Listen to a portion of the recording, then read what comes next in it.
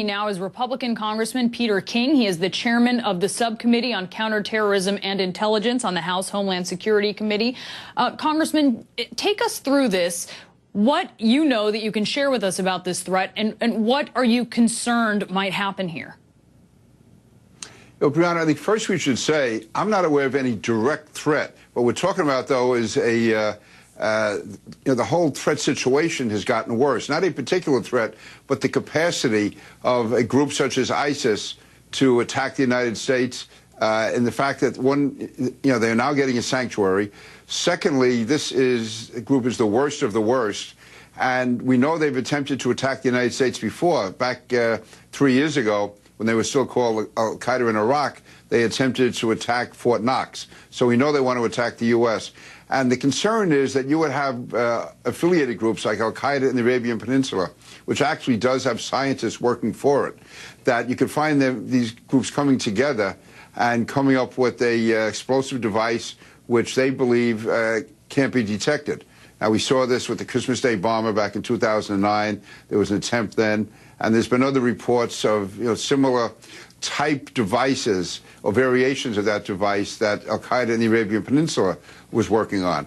And now the concern is that ISIS could be making use of that technology and advancing it to the extent that they could have devices that couldn't be detected. Now, so this in a way, Congressman, is if you're concerned that AQAP and ISIS could be sharing information, could be sharing knowledge, and that other affiliated groups would be as well, is this a new thing, and how much does this elevate the threat?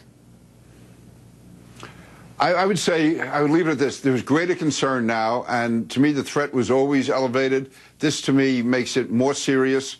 And we have to be on our guard, and we have to do what we have to do to stop it. We have to work with our allies to attempt to stop it. You hope that you're wrong. You hope that the threat is not there.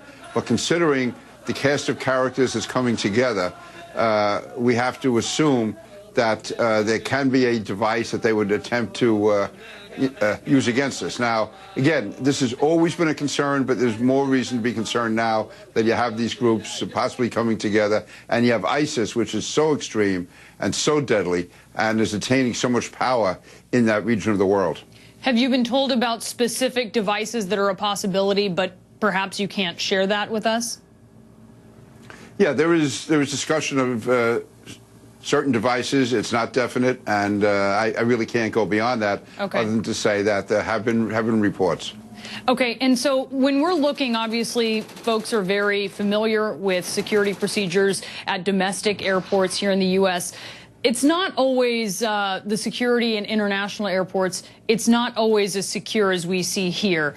Are there specific changes that you want to be seen taken up abroad? Well, I think it's important. My understanding is that I believe the Department of Homeland Security has come up with certain procedures that they want followed overseas. I believe they're waiting for White House approval, and I think the White House should give that approval. I don't want to go into what they are, because then we'd be tipping our hand. But I do believe that the Department of Homeland Security wants to have security improved at airports overseas where the U.S. is the final destination.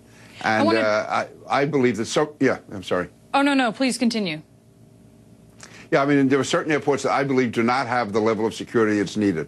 And we want to make sure they do, and use whatever, not just influence, whatever pressure we can to make sure that that security is provided. And again, DHS, the Department of Homeland Security, and TSA, both of them, Director Pistol and Secretary Jay Johnson, they realize, I believe, the significance of this threat. They have come up, my understanding is they've come up with proposals, and they're waiting for sign-off from the White House. Thank you for coming on and talking with us, Congressman Peter King. Appreciate it. Brianna, thank you. Now, just ahead, Kim Jong-un versus the U.S. What's driving his new plan to indict 2 Americans who are prisoners in North Korea? Is there something else that he really wants? And President Obama lays into Republicans. He's vowing to go it alone to try to fix America's immigration system. 1 year ago, the only thing I can't do